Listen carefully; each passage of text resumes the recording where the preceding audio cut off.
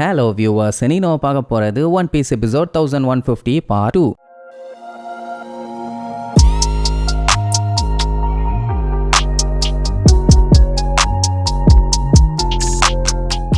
Open பண்ணா போன பார்ட்ல அந்த குதிரா மான்ஸ்டர் நம்ம ஆளுகளை அட்டாக் பண்ண வந்து கடைசியில ஜோரோ வந்து அட்டாக் பண்ணி ரெண்டு பேரும் ஆளுக்கு ஒரு திசையில திருச்சு போய் விழுந்தாங்கல்ல. இந்த கேப்ல எப்படியாச்சும் எஸ்கேப் ஆகணும்னு நாங்க பிளான் பண்ணிட்டு இருப்பாங்க. அந்த ஆளை தள்ளி விட்டா எஸ்கேப் ஆக முடியுமாடா? சரி, அதே நேரம் இங்க ஜெயண்டோட கப்பல் இருக்குதுல்ல, அதை கண்ணா பின்னான்னு நேவி ஆளுங்க அட்டாக் பண்ண ஆரம்பிச்சிட்டானுங்க. ஏன்னா ஐலாண்ட்ல வச்சு அவங்கள தடுக்க ட்ரை பண்ணாங்க, முடியல. இனி இதுக்கப்புறம் தடுக்கணும்னா இந்த கப்பல் மட்டும்தான். சொல்ல போனா அந்த ஒரு கப்பல் அட்டாக் பண்ணாலே போதும், எல்லாத்தையும் காலி பண்ணிடலாம். சோ கடைசி சான்ஸை விடக்கூடாதுன்னு இதையும் ஒரு நார்மலான கப்பல்னு நினைச்சிட்டு அட்டாக் பண்ணுங்க. ஷிப் ஆஃப் லெஜெண்ட நம்ம இங்கே காலி பண்ணணும், இந்த பழைய எல்பேஃபோட கப்பலை இங்கே மூழ்கடிங்க அப்படின்னு அட்டாக் வெறித்தனமா போகும். இவங்களுக்கும் இப்ப வேற வழி இல்ல, அதை தடுத்துக்கிட்டு அங்கேயே தான் வெயிட் பண்ணி ஆகணும். என்ன லூஃபி மத்தவங்க இன்னும் வந்து சேரலையே. சஞ்சி எல்லாம் எவ்வளவோ ட்ரை பண்ணி பார்த்துட்டான், கம்யூனிகேட் பண்ண முடியல. அதனால என்ன பண்ணுவான், தீவை பார்த்துக்கிட்டு லூஃபி எங்கடா இருக்க லூசு பாயிலே அப்படின்னு கத்துவான். ஜஸ்ட் ஒரு ட்ரை தான், ஆனா அந்த சத்தம் நம்ம லூஃபிக்கு கேட்டு அவன் அங்க இருந்து கத்திக்கிட்டு இருப்பான், டேய் நாங்க வந்துகிட்டு இருக்கோம், ஆல்மோஸ்ட் கப்பல் கிட்ட நெருங்கியாச்சு, இன்னும் கொஞ்சம் தூரம் தான்.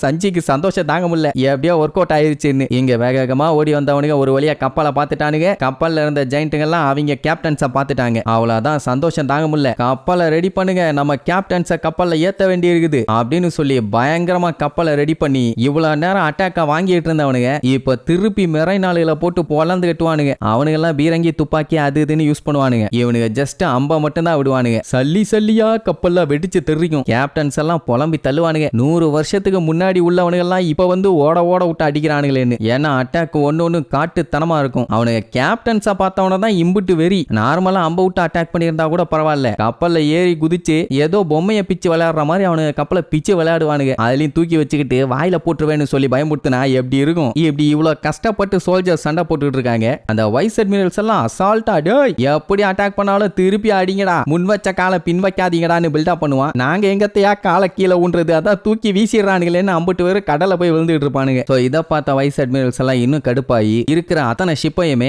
எந்த வேலை பார்த்துட்டு இருந்தாலும் பரவாயில்ல, வந்து இந்த ஒரு கப்பலை மட்டும் அட்டாக் பண்ணி காலி பண்ணுங்கடான்னு சொல்லி அலேக்க திருப்பி விட்டோம்னா அந்த கப்பல்லாம் வந்து அட்டாக் பண்ணிட்டு இருக்கும். அப்புறம் அந்த வைஸ் அட்மிரல் ப்ளூ கிராஸ் இருக்குதுல்ல, அதான் அந்த பாட்டி ஒரு சைடு சிபிஎஸ்டி யூஸ் பண்ணி அட்டாக் பண்ணிட்டு இருக்கும். அதனால ஜெயண்டோட கப்பல்ல ஒரு சின்ன டேமேஜ், அதுக்கே அவ்வளவு சந்தோஷப்படுவானுங்க. அதுக்கப்புறம் அந்த வைஸ் அட்மிரல் டால் இருக்காளே, அவ எகிரி அடிக்க போவா. என்ன தம்மா கூண்டு இருக்கான்னு சொல்லிட்டு அந்த காஷிங்கிற ஜெயண்ட் கேஷுவலா அவளை அட்டாக் பண்ண போவான். அடி மூஞ்சா பொங்குன்னு வைப்பா. அவனாலே தாங்க முடியாம கடலுக்குள்ள பொத்துன்னு விழுவான். சோ இப்படி இவ அடிக்கிறத காமிச்சு மத்தவனுங்க எல்லாத்தையுமே வெறியேத்தி விடுவானுங்க. சோ இப்படி இங்க பஞ்சாயத்து போயிட்டு இருக்குமா, அதே நேரம் அங்க லூஃபி ஆமா ஏதோ ஒன்னு மிஸ் ஆகுதே அப்படின்ட்டு திரும்பி பார்ப்பான். பின்னாடி வந்துட்டு இருந்தா அந்த பன்னி மான்ஸ்டரை காணும். அப்படி எங்க போச்சதுன்னு சுத்தி முத்தி தேடுவான். டோரி பிராகிக்கு இப்பதான் கொஞ்சம் நிம்மதியா இருக்கும். ஏன்னா அது ஃபாலோ பண்ணிட்டு வந்துச்சுன்னா அது கூட சண்டை போட்டு அடிச்சு மண்டையா உடைச்சு அப்புறம் தப்புச்சோடி மறுபடியும் அது கூட சண்டை போட்டு அடிச்சு அது மூக்க கடிச்சுன்னு ரிப்பீட் ஆகிக்கிட்டே இருக்கும். இனி நிம்மதியா கப்பலுக்கு போலாட்டு வேகமா போவாங்க. அதே நேரம் அந்த ஜெயண்ட் ரோபோட் பாத்தீங்கன்னா டங்குன்னு தீவு ஃபுல்லா நம்ம லூஃபியை தேடிட்டு இருக்குது. அதாவது ஜாய் பாய. அத நம்ம எல்டர் மான்ஸ்டர்ஸ் இருக்காங்களே,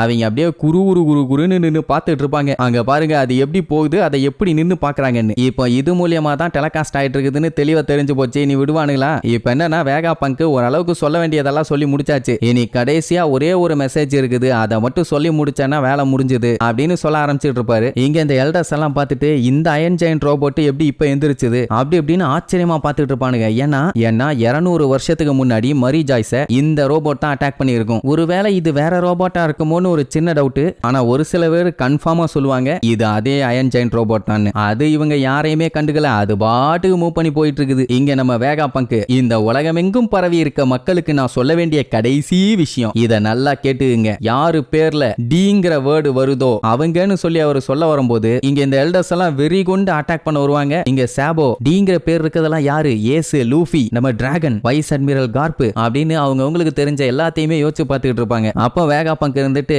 அந்த பேர் வச்சிருக்க அவங்களுக்குள்ள அப்படின்னு சொல்லிட்டு இருக்கும்போது அந்த அயன் ஜெயண்ட் ரோபோட்டை எல்டர்ஸ்ங்க வந்து ஒரு இடி பீன்னு ஏதோ சொல்ல வந்தாரு. அவ்வளவுதான், அப்படியே சிக்னல் கட் ஆகி அந்த ஜெயண்ட் ரோபோட் தீவுல இருந்து அப்படியே கடலை விழும். வேட்டா எவ்வளவு நேரம் பேசிக்கிட்டு இருப்பான் தோணன்னு. இதோட அதுக்கு ஒரு முற்றுப்புள்ளி வச்சாச்சுடான்னு எல்டர்ஸுக்கு சந்தோஷம். என்ன அங்க விழுந்த இடத்துல ஏகப்பட்ட மெரைன் கப்பல்கள் இருந்திருக்குது. அதுல சிலதுங்க முங்கி போய் வெடிச்சு செதறிடுங்க. இங்க மக்கள்லாம் சிக்னல் கட் ஆன உடனே என்னாச்சுன்னு கதறிட்டு இருப்பாங்க. ஒருவேளை சிக்னல் கிடைக்காம இவங்களுக்கு ஃபால்ட் ஆயிருச்சா இல்ல அங்க ஏதாச்சும் பிரச்சனையான்னு ஒண்ணும் புரியல. எல்லாம் சொன்ன மனுஷன் இன்னும் கொஞ்சம் வேகமா சொல்லியிருந்தா வேலை முடிஞ்சிருக்கும். கடைசியில பீன்னு சொல்லி முடிச்சுட்டு போயிட்டாரு. அப்படி அவங்கள வச்சு என்னதான் சொல்ல வந்தாருன்னு தெரியாம எல்லாம் மண்டையை பிச்சுக்கிட்டு இருப்பாங்க. யோர்க்குக்கு இப்பதான் கொஞ்சம் நிம்மதியா இருக்கும். ஒரு வழியா பிராட்காஸ்ட கட் பண்ணியாச்சுன்னு. இப்ப என்னன்னா அந்த ரோபோட்டுக்குள்ள இருந்த அந்த டிரான்ஸ்போர்ட்டர் ஸ்னெயில் அதான் வேகாப்பங்கு சிக்னல் அனுப்பி எல்லாத்துக்கும் தெரிய வச்சார்ல, அது சரிஞ்சு கீழே விழுந்து கிடக்குது. இந்த ரோபோட்டுமே தண்ணிக்குள்ள மூழ்கிருமா, அதனால தான் சிக்னல் சுத்தமா கட் ஆயிருச்சு. இதுல அந்த அயன்ஜைன் ரோபோட் கடலுக்குள்ள முங்க ஜாய் பாய் எங்க போன, இவ்வளவு நாளா எங்க இருந்த, நான் உன்னை பார்க்கணும், நீ இங்க தானே இருக்க, ஜாய் பாய் நான் தான், எல்லாமே வினோதமா இருக்குதே அப்படின்னு சொல்லிக்கிட்டே கடலுக்குள்ள கொஞ்சம் கொஞ்சமா முங்கும். ஆசாசையா வந்த ரோபோட்டை இப்படி அடிச்சு தள்ளிட்டீங்களேடா. சரி, இனி இதுக்கப்புறம் நம்ம பயலில என்னென்ன பண்ண போறானுங்க, நம்ம ஆளுங்க இந்த தீவுல இருந்து தப்பிச்சாங்களா இல்லையான்னு அடுத்தடுத்த எபிசோட்ல பார்க்கலாம். டாடா.